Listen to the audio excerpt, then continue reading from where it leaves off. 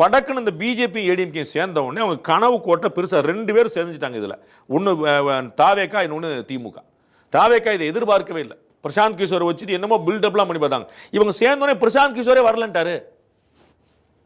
பிரசாந்த் கிஷோர் வரல, எதுக்காக வரலன்னு சொல்லுங்க. இவங்க காசு கொடுக்க மாட்டேன்னாங்களா?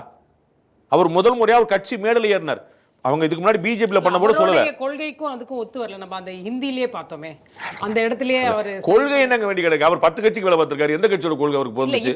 அவர் பிஜேபிக்கு வேலை பார்த்தவர், அவர் வந்து ரெட்டிக்கு வேலை பார்த்தவர், மம்தாக்கு வேலை பார்த்தவர், டிஎம்கே. யார்கிட்ட என்ன கொள்கை இருக்கு?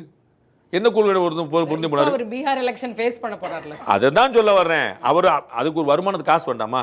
லெஜிட்டிமேட் மணி வேணுமா இல்லையா? உங்களுக்கு உழைச்ச காசு தானே வேணும். உங்களுக்கு நீங்க எங்க காசு வரும்? உங்களுக்கு காசு தேவைப்படுதா இல்லையா? அப்ப இங்க ஒரு அக்ரிமெண்ட் போட்டாரு, ஒரு சும்மா ஒரு 200 கோடி வச்சுக்கோங்க, 300 கோடி பழைய ரேட்டு, அதோட கம்மியா ஒரு 200 கோடி கசக்குதா உங்களுக்கு? ஏன் போனாரு? ஏன்னா அந்த அலைன்ஸ் அமைஞ்சிருச்சு. பிரசாந்த் கிஷோர் எதிர்பார்க்கல. அவர் திட்டமிட்டு சொன்னார் டிசம்பருக்கு மேல வரைக்கும் தான் நீங்க பார்க்கணும். அவர் ஓப்பனா பேட்டி கொடுக்குறாரு தந்தி டிவியில. அடுத்த வார்த்தை சொல்றாரு, நாங்க வந்து ஏடிஎம்கேவும் தாவேக்காவும் சேர்ந்தா 2 பேருக்கும் நட்டம் அப்படின்னு நெரேட்டிவ் செட் பண்றாரு. அதை மீறி சேர்ந்துட்டாங்க. தாவேக்கா கன்ஃபியூஸ் ஆயிடுச்சு. தாவேக்கா நினைச்சு நம்ம பிராண்டை ஏற்றிட்டே போவோம், டிமாண்டை ஏற்றிட்டே போவோம், டிசம்பரில் வந்து இபிஎஸ் தன்னால் இறங்கி வருவார்னு நினைச்சோம்.